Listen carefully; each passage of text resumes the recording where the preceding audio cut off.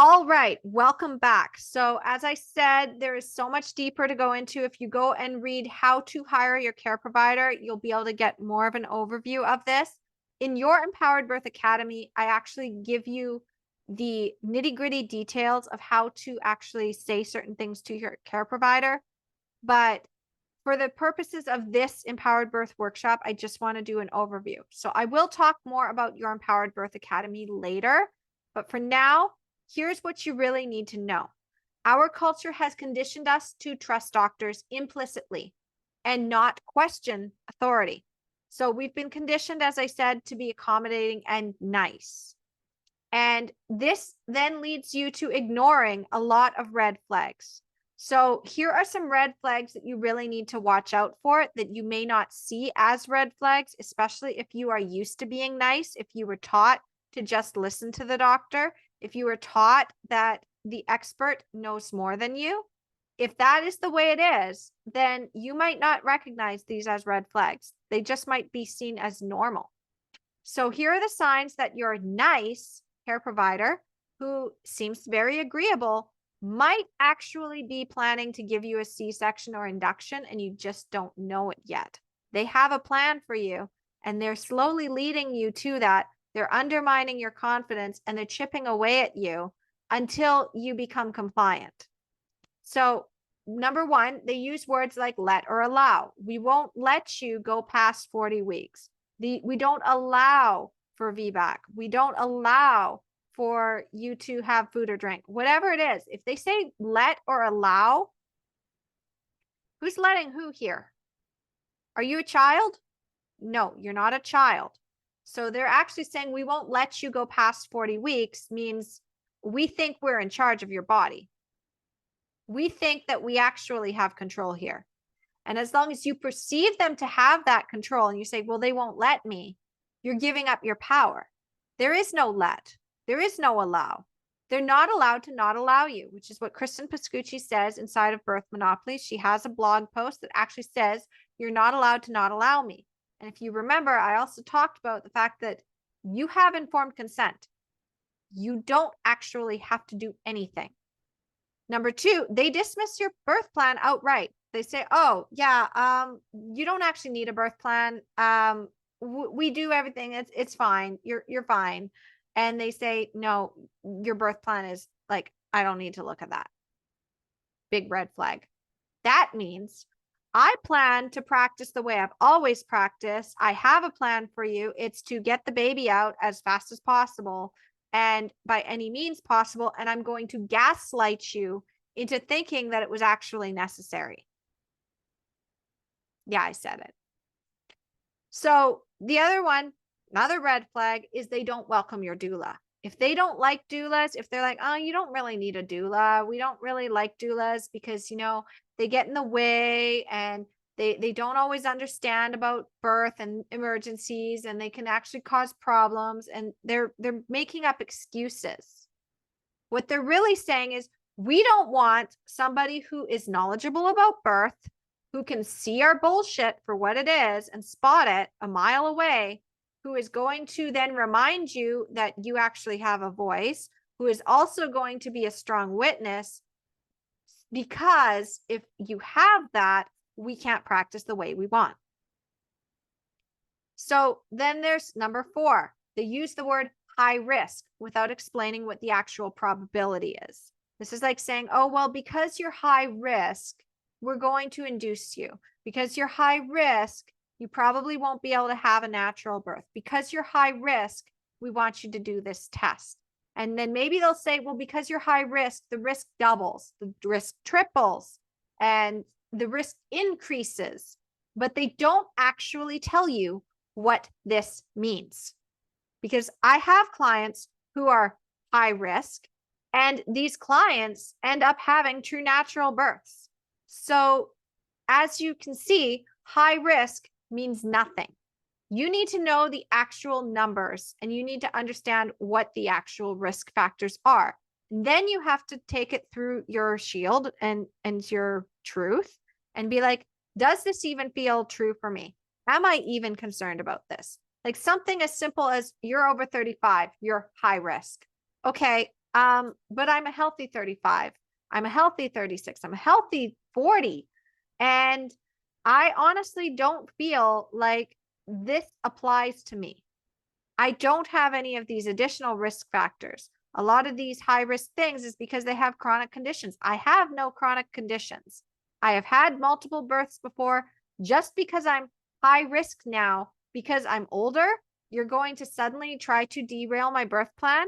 I've already had some natural births under my belt, and now you're telling me I have to induce because I'm now old?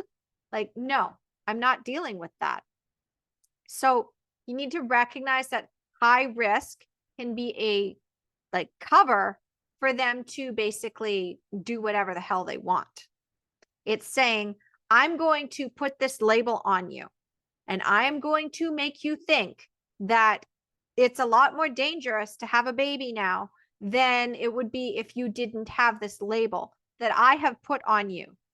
Now, you can either accept that label or you can be like, no, I'm not dealing with that label. That label doesn't actually apply to me. You're trying to do something. I see what you're doing, but I went through the Empowered Birth workshop and I know my tactics for fear, and you can't get to me.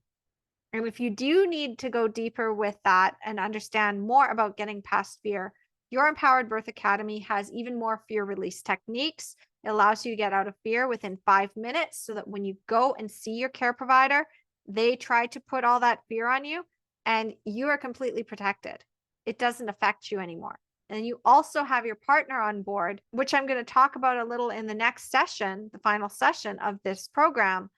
But what this does is it incubates you so that when they say, well, because you're high risk, you have to do this, it's like, that's cute. I'm not doing that. Number 5, this is what I got when I realized I didn't want to go and see this OB practice, and thankfully did hire midwives, is they start talking about epidurals or planned inductions or even a C-section if you've had a previous C-section on your first appointment. If they are already planning ahead in your birth and saying, okay, well, you know, you're over 35, so we'll schedule your induction for 39 weeks, or, oh, you already had a C-section. Okay, so we'll schedule your C-section at 39 weeks. Oh, okay, you had gestational diabetes in your first pregnancy. Oh, you'll probably have it again, and we're going to plan your induction. Or, oh, you had chronic high blood pressure, so we're going to plan your induction. Or it's like, oh, we do our own epidurals here, so we'll have somebody on hand to do the epidural for you. And they're already doing that at your very first appointment. Guess what they're really saying? We have absolutely no idea what you want in your birth plan, and we don't care. We've already got our plan. We have our package, and isn't it a lovely package? Aren't we just so awesome? We're already planning ahead for you, and we expect you to take this package and just not question it, because this is how we practice. This is how we're used to practicing. We don't really plan to do it any other way. Big red flags. Now, can you turn these around? Sometimes. Other times, this is just not the right practice for you. And this is where you want to use your advocacy tools in order to see, can these red flags be turned around, or is this a hard no? And this is, again, why you have your birth plan created at the beginning of your pregnancy and you have your hard lines in the sand so that you can go into these appointments and interview your care provider. So if you want to go deeper with this and really tune in and recognize whether your care provider is going to support you or not, then I'm going to invite you to also get your 12 questions before you ask your care provider guide. It comes with this session, so make sure you download that and go through it, because this is going to help you recognize, is this really a supportive person, or are they just really, really nice? Because if they're really, really nice, here's the thing about really, really nice people who say that they're going to do something for you, but they might actually have ulterior motives. They just want you to hire them. These kinds of people, you can get them to slip their mask off, but only if you are out of your fear and you recognize yourself as the birth visionary, not as a compliant patient. And that's a really good place to end for now. And when you're ready, you can come back and watch the next part of this training.